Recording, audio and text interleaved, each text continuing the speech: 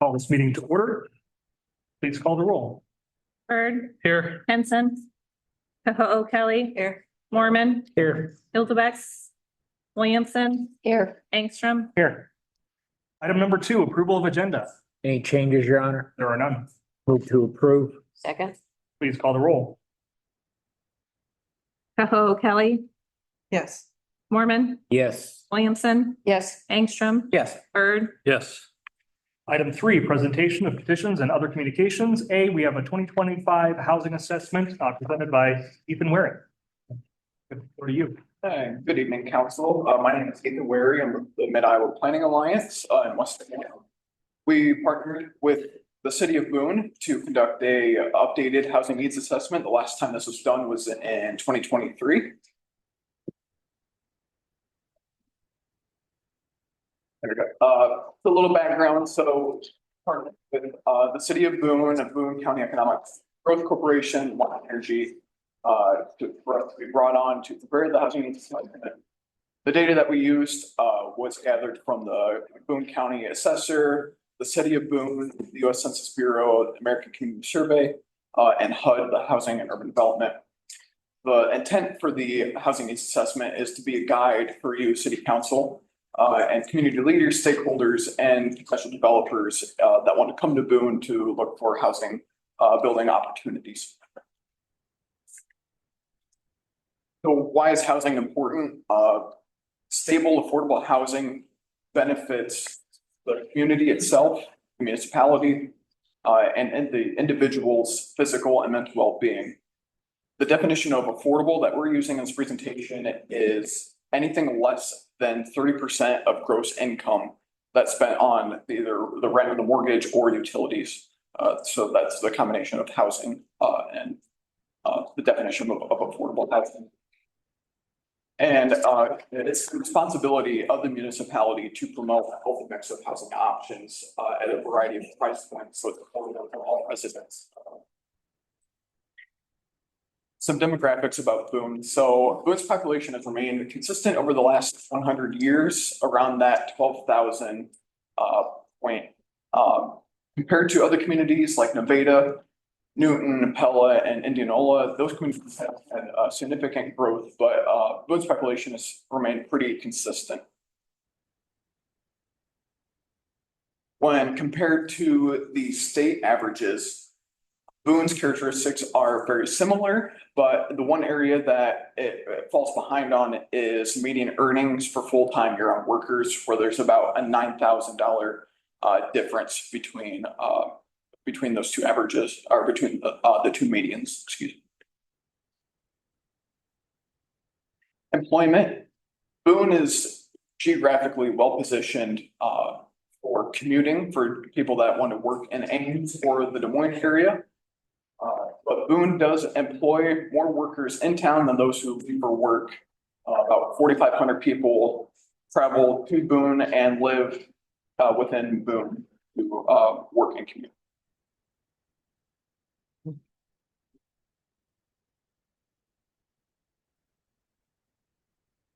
So the current housing conditions, there is an extremely low rental vacancy rate of 1.1%. 77% of occupied units in Boone are one-unit detached single-family structures. 74% of the occupied units are owner-occupied, and the remainder 26% are renter-occupied. The median value for owner-occupied units, according to the ACS, is $156,400.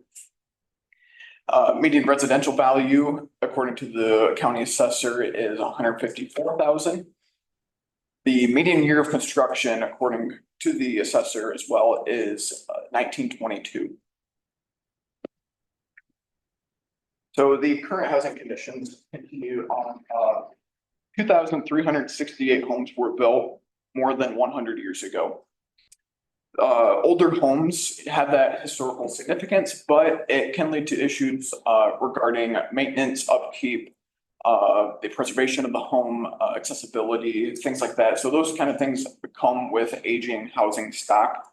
But there has been an uptick in newer development, but it still has an aging infrastructure and aging housing.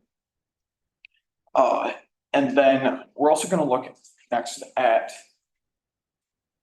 this map, which is a little small. I do apologize, but we're gonna zoom in the next here. So this is the residential property values from the assessor, and this is from 2023. So this is north of the railroad tracks, and anything that you see white, the wider parcels are lower assessed values. And then anything more towards the orange red are higher residential assessed values. So this is, once again, this is north of the railroad tracks. This is the western portion of town. And this is the southern portion of town. And you see more newer subdivision, new development, the more south you go. So more of our findings from the report is that 1 in 5 Boone households are housing cost burden. So that means 20% of your residents are spending more than 30% of their income on housing.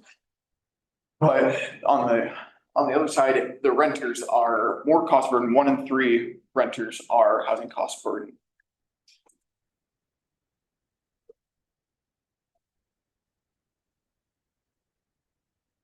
So the housing needs, so it doesn't really show here on the map, but there's another column, and hopefully this will be shared to you all, and it's also in the report that you'll see. But for just to summarize, the households that are making $25,000 or less have a significant shortage in affordable housing units, but there's also a shortage of housing units for households earning more than $100,000. But what will happen is if you have households that are earning $100,000 or more, they're going to be competing, and they have the flexibility, the financial flexibility to take homes and purchase homes that would be affordable to homeowners in the lower income. So it's important to look at your housing and your housing stock and affordability across the whole spectrum of incomes, and especially partner and create these partnerships with developers using low income housing tax credits and workforce development, workforce housing to create supply for rental units for lower income households. So using estimates, based on population growth and a 5% vacancy rate and a removal of units by the year 2040, there's going to be a need for over 300 additional units to meet the estimated population. If you want to, if Boone, with their population growth guide and projection of 14,000 residents there, you're going to need at least 668 more units to accommodate the population of 14,000, if that's still the intended goal. But 2025 has been a year of growth. There's been a lot of development just in the first 5 months of the year. That can be attributed to Kate's Landing, which was 128 units, Page Flat, which was 28 apartments, and the Prairie Place Housing, which was 8 units. And all that growth has added valuation to the city and raising those assessed property values and bringing in that property tax revenue that's needed to fund essential services in your community. So lastly, some strategies and recommendation. The Housing Supply Accelerator Playbook was introduced by the American Planning Association. They partnered with the National League of Cities to create this 90-page document. And the link to it is in the presentation that can be handed out to council members that are interested in housing and strategies that can use to increase housing across your community. And if you're a planning nerd like myself, it's an interesting document to go through to see what communities across the country have done to increase their housing supply through collaboration and partnership, construction and development, financing, and land use regulation.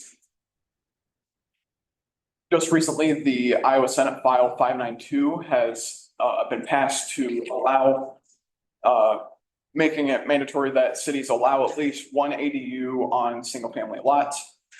And also we wanted to highlight that the city of Boone should continue to implement local housing incentive programs, just like the housing incentive program and the Jumpstart Boone. Some of the highlighted strategies that come from the Housing Accelerator Playbook is some communities have created housing steering committees, which include community members, developers, real estate agents, and home builders to kind of steer the city and how can we create more affordable housing. Some cities have identified ways to streamline the development process and the permitting process to make it easier for small scale developers to come in and maybe make it cheaper, more affordable, and make it just a process smoother to get the permits to start building. We also recommend in the playbook to develop and maintain a pre-approved architecture design. There's been really cool designs that cities have done, especially out of Kalamazoo and Fayetteville, Arkansas, where they've made pre-approved designs for infill development to then make that reduce the fees and reduce the blueprinting and architectural designs for units on vacant lots and properties across the city.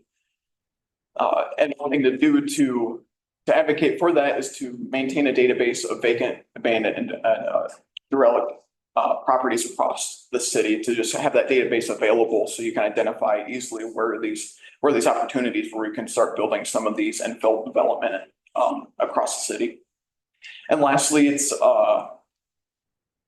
to review and update your uniform development code and your zoning map and look at where there's opportunities and barriers to development, such as things like minimum lot sizes, parking requirements, and is it strictly only options for single family development?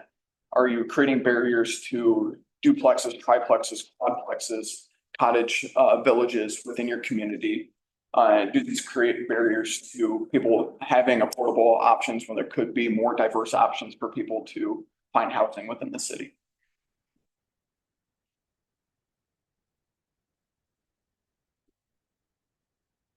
That's it for me. Once again, my name is Ethan Wary. Here's my contact information, and I'm willing to answer any questions you may have. Any questions or comments?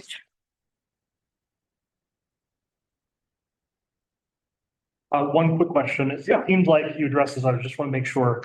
So Kate's Landing, Page Flats, Lincoln Flats, those are all included in the numbers? Yes. Yeah, that's, yep. And the 2025 numbers, that table was provided by the building and permitting department to us. So it goes to show, like, if you look at the 2025 first 5 months of 2025, almost 3 times the valuation and 3 times the number of units added in 2024. We need to keep up that pace. Yeah. With the numbers that are provided with us, if we want to achieve even just steady state growth. Part of the problem is land. Yep. So There's just not that much available. Not that much land available, is that what you're saying? Yeah. And I think that's where those opportunities come from, identifying vacant lots and redevelopment opportunities, and where can the city come in and work with developers and making these public-private partnerships to identify vacant lots and utilize properties. And looking at your zoning code, is there an abundance of large lots that could be potentially subdivided to make smaller homes or ADUs, or what can you do to make the permitting and development side cheaper and more favorable to smaller developers? I have a question. Have you done these assessments quite a bit? Because do you see a lot of other communities that have the supply of older housing that we do in rural Iowa? Is this fairly typical, or are we really kind of showing a lot of older development in our big picture? Yeah, so I recently graduated in December. I graduated from the University of Iowa from the School of Planning and Public Affairs, and my year-long capstone project was working with the city of Dubuque to create their affordable housing action plan. And they are the oldest city in Iowa. And so their housing stock was very aged, especially the closer you get to the river.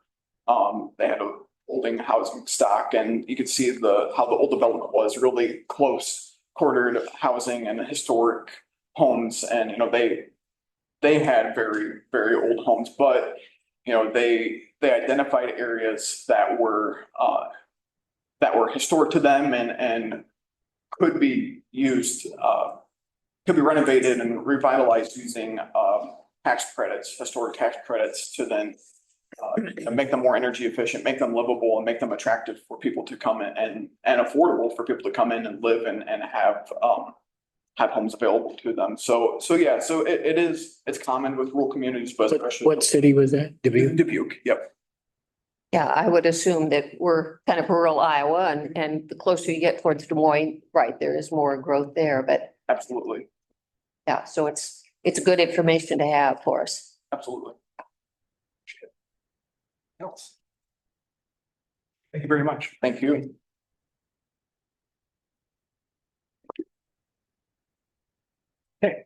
We have B, a public hearing on the matter of adoption of plan specifications, form of contract, and estimate of costs for the construction of the Boone wastewater treatment plant improvements headwork 2025 project. Are there any written comments? Are there any public comments? Seeing none, this public hearing is closed. We have a resolution 3394 adopting the plans and specifications in form of contract. So moved. Second. Please call the roll. Mormon, Yes. Williamson, Yes, Angstrom, Yes. Bird, Yes. Henson. Yes. Item 4, public comments for items not on the agenda. Oh, God. Oh, Kelly. Yes.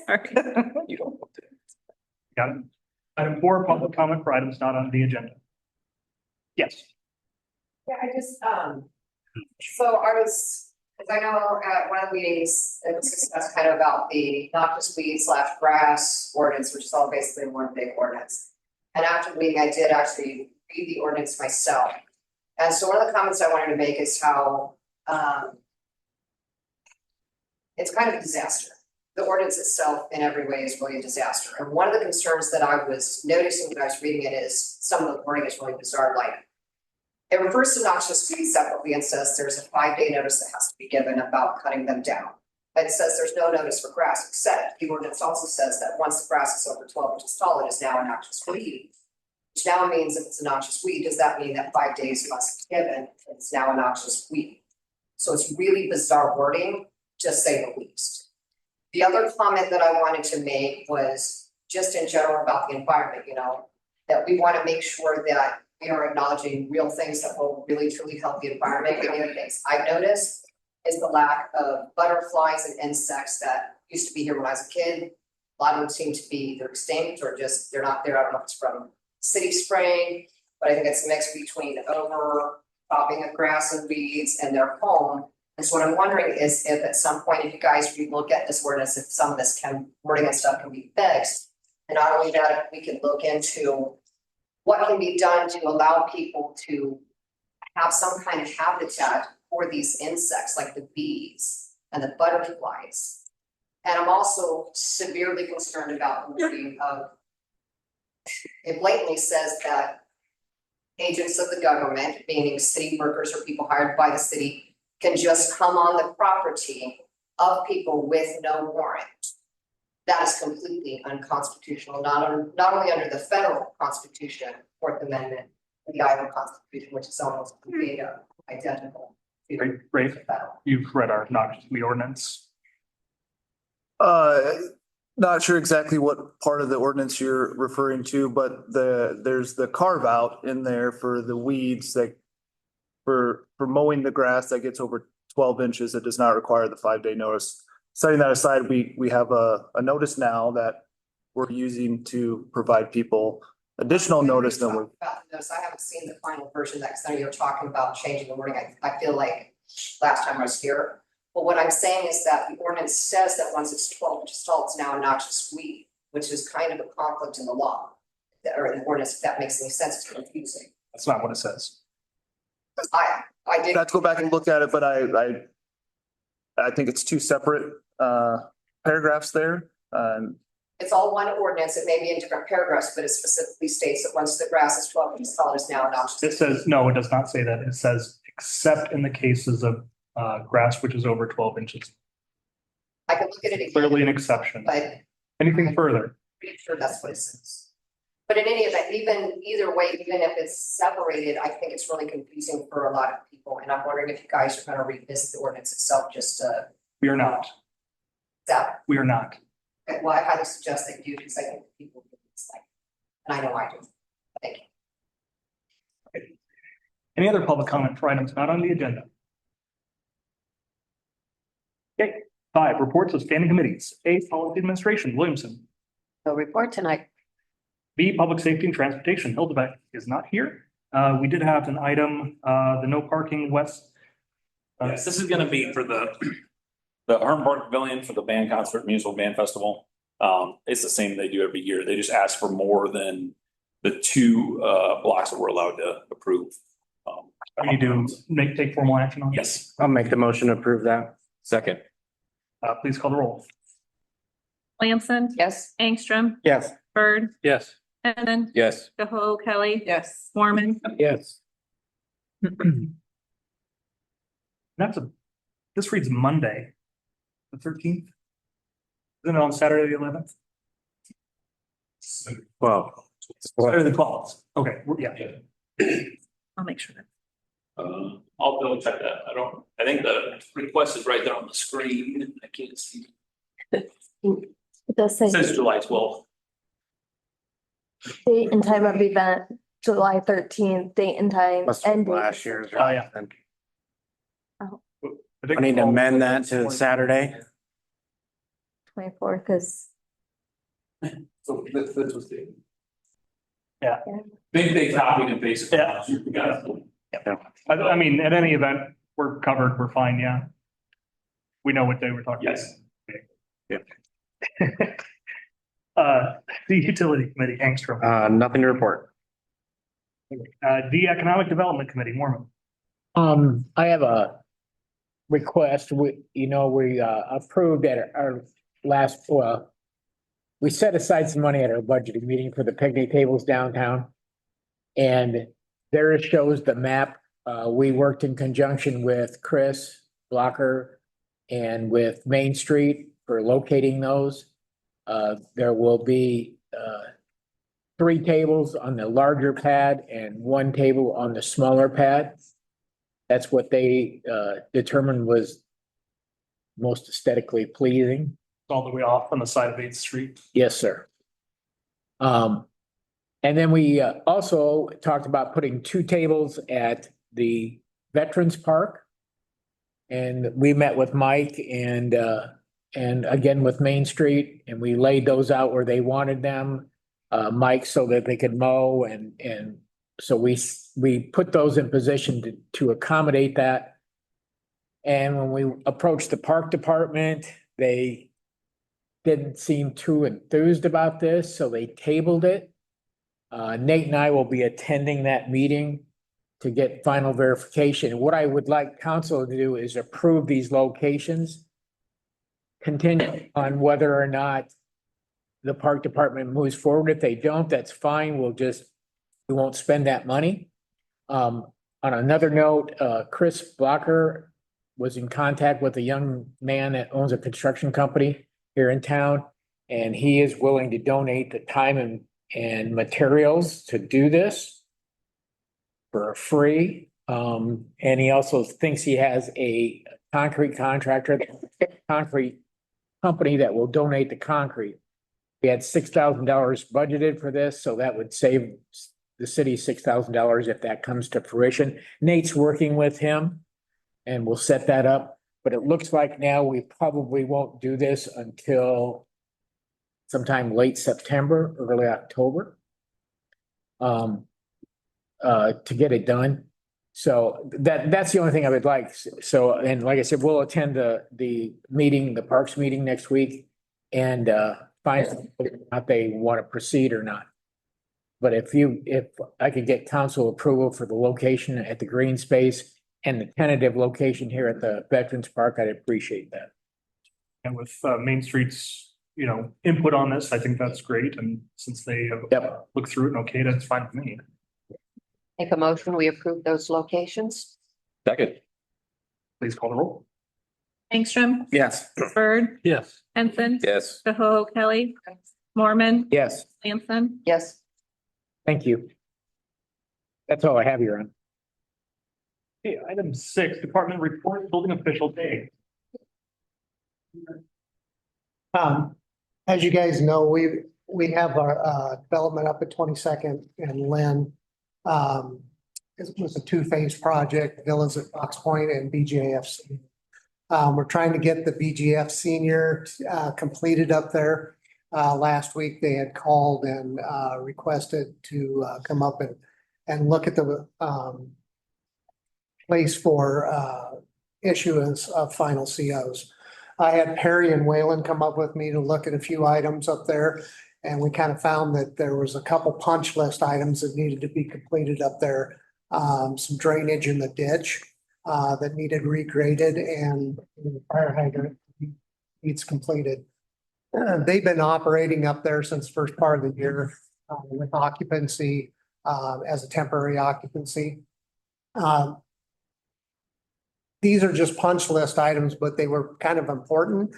So we figured it was probably important because they're under development agreement to have them, one, be duly notified of what needs to be taken care of. And two, kind of give them another deadline so we can extend that CO, that temporary CO timeline for them. Typically, when we give a temporary CO, it's for 6 months. That timeline is dictated by the building official through building code. And this is just putting it in writing for them that we're kind of extending that, and they got a couple items to finish. I was up there today about 4 o'clock, kind of looked over the place. They've made some pretty significant strides since we were up there last week. Have no doubt that they can get this done within that 60-day deadline that we gave them to complete them. I'd be happy to answer any questions, or Wayland or Barry if they have any technical things. Questions? Motion to approve. Second. Please call the roll. Bird, Yes. Henson, Yeah. Koho Kelly. Yeah. Mormon, Yes. Lamson, Yes. Angstrom. Yes. Okay, thank you. Thank you. BG City Attorney Ray. No report, Your Honor. City Director of Public Works, Wayland. Thank you, Your Honor. Three things quickly. This kind of falls underneath the utility committee information, but I just wanted to get out ahead. About a month from now, August 4th, 4:30 PM, we have set the phase 7 sump pump public meeting over here at 4:30. So I wanted to get it out to you guys, put it on your calendars if you want. There's still another council meeting and public or utility committee meeting at the end of this month before that, but I just wanted to get it out ahead of everything so you guys can put it on your schedules. Again, August 4th at 4:30 PM. That area is going to be from First Street south to Country Club Drive, Story Street over to the middle school area, kind of in that quadrant of town is where we chose this year. Number 2 in the packet there, resolution 3396 is fuel agreement presentation that I put in your head. Jason Stoffer with FS present earlier. That's the way we chose to go. We're looking forward to that and not having to deal with the state and the insurance companies and our tanks and all the reoccurring fees every year that we have with the underground fuel tanks. So that'll be good for Public Works citywide, everybody to be out of that. Number 3, I wanted to get council's opinion. We discussed it. We talked about it a couple weeks ago, maybe a month ago. Traffic lights downtown. I got a discussion going, getting the parts ordered and everything. Would you like me to put 11th and Story into Flash at this moment? It is running, operating, but we discussed we were going to go forward with 11th and Story. Do we want to put it into Flash now? Like the others are operating, just personal opinion. The Chief of Police nodding. Yes. I just I had, didn't want to act on it without your guys's. I just had one stop and go tonight Yeah. right here. Yeah, so Random. yeah, get everybody primed for it, I think. I just wanted to get you guys, if everybody's good, I'm gonna do that. Thank you. Tomorrow morning. Whoa. All right. Library Jamie Williams. Just a quick update. It's been a while since I've given an update. We are in week 6 of our 8-week summer reading program. It's been very busy. We do have some upcoming programs that you might want to go to. There will be a story walk. We had a really good volunteer that was a storybook character. So that'll be this Saturday the 19th, sorry, but next. And then we'll have a pool party to celebrate the end of the summer reading program. I don't know if you have any questions, but it's been crazy busy at the library, so that's a good thing. That's a cool place to be. Yeah. Talking about the pool being the only cool place, but I guess in the library. Yes. Right, E, Park Director, Mike. The report. F, Recreation Director, Nate. Thank you, Your Honor. Just updating you on a few things that are going on. We have our cardio dance class that has been pretty well received on Saturday mornings. That's going on. We have blast ball for 3 and 4-year-old boys and girls. They had a great time in the blazing heat the other week. We get back into it this Saturday. We had a great movie with Visit Boone County on another very warm evening, but it turned out pretty well. Thanks to Landis for bringing the video board. It was really neat. I submitted the fishing grant that I spoke about last time. So I think that didn't go into review until the end of June or after. We had a lunch and learn for employee wellness last week that was pretty well attended. We had a great meal and we learned about workplace mobility. So that was pretty neat. Things that are upcoming, I don't want to steal Terry's thunder for this Friday. So I won't. But in discussions with some area folks for pickleball clinics. That's another thing I'll be discussing with the Parks Commission, but that seems to be coming together well. With the fishing grant, either or, I've got some fishing poles from the DNR for that purposes. So that's coming up. Looking at doing another movie, possibly in September, and senior activities, looking at putting a few of those together with trying to work with the senior center here in town as well. Would like to give out a couple kudos from the past while. Public Works, Friday before the movie, about 3:30, I think I got a call about turning the lights off around the green space, and Clay came right up and helped me do that. 3:30, 4 o'clock on a Friday. That was pretty excellent. And Justin let us store the train for the kids for Nights on the Green in the fire hall to make it easier for us to get it out the first time. So just want to be thanking those other departments for doing that. Any questions for me? What movie are you thinking of showing? That is to be determined yet. And that's probably something that we'll figure out as we get closer, but we'd really like to work with Landis again. And it'd be a family movie, and that'll be announced hopefully soon. So wonderful. All right. Thank you. D, Engineer, Perry. H, Public Safety, Chief Whittle. Yes, Your Honor. First thing on my list is, we're trying to hire to replace an officer that was deployed. So we have a certified list of 2 names that I need. Move to approve. Second. Please call the roll. Henson, Yes. Koho Kelly, Yes. Mormon, Yes. Williamson, Yes. Angstrom, Yes. Bird, Yes. Thank you. Second is just to keep you informed of what's going on at the police department. I have some stats out in front of you. The first half of 2025, calls for service are down a little bit. That means that fewer times do people need our services, which is a good thing. Arrests are about really close to halfway of what we had last year, as are the citations, warnings.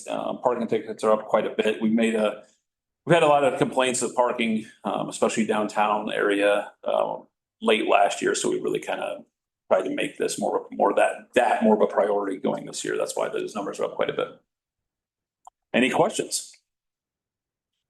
Awesome. Thank you, guys. I, City Administrator, Andrea. Just one thing tonight, I'd like to request the ability to close City Hall down for about 1 hour per quarter.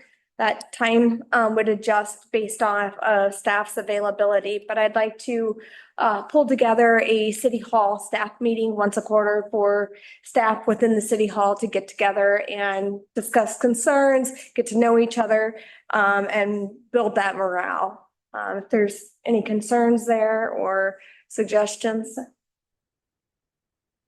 Yeah. Good thing to do. that's all I have. All right, thank you. Item 7, consent agenda. All items listed under the consent agenda will be enacted in one motion. There will be no separate discussion of these items unless a request is made prior to the time council votes on the motion. I'll move. Second. Please call the roll. Kelly. Yes. Mormon, Yes. Williamson, Yes. Angstrom, Yes. Bird, Yes. Henson. Yes. Okay, 8 ordinances, a second reading ordinance 2321 to allow the city of Boone to change the stop intersections in the code of ordinances by amending chapter 65 as follows. Add section 65.02. So move. Second. Please call the roll. Mormon, Yes. Williamson, Yes. Angstrom, Yes. Bird, Yes. Henson. Yes. Kelly. Yes. Okay, item 9, mayor's comments. I have one listed here. I have one more before that, before I get into it. I was asked to do the DMAC high set commencement address a couple of weeks ago for the students that received their high school equivalency. Actually, our DMAC was the first campus of DMAC to start doing that decades ago. And I think it's a really great thing for the students and their families to do. So I was honored to give that commencement address to them and congratulate the graduates. Good. So that was really fun. Okay, and then we have the Community Dedication Award. We have 2 nominees. Does anybody have nomination? Are they in here? You give those to me. You emailed them? Okay. You pull them up.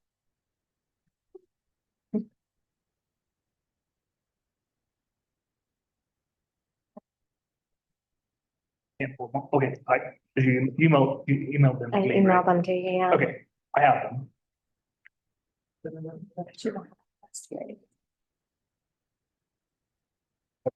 So, you can't display them.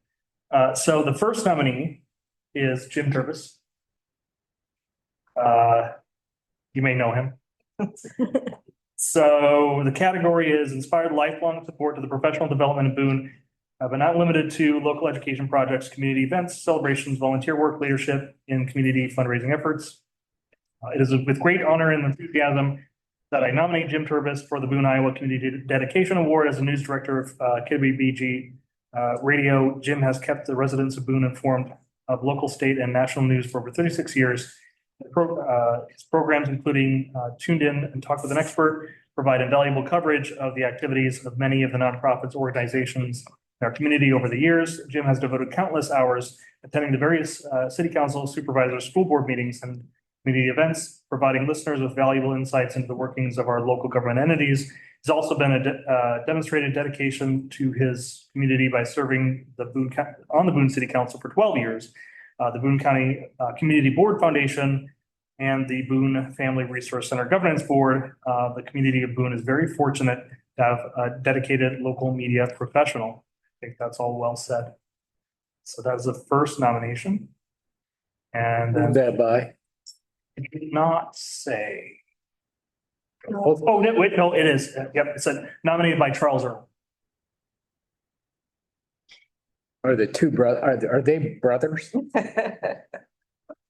The second one, the other nomination is by an Irwin too. Oh, I didn't read who nominated who.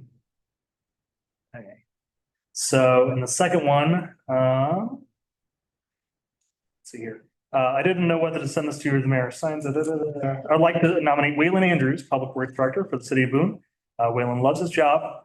He not only keeps things running smoothly at the city garage, but keeps the citizens of Boone happy with the way he does them. He personally has inspected and taken care of the pothole in front of our house.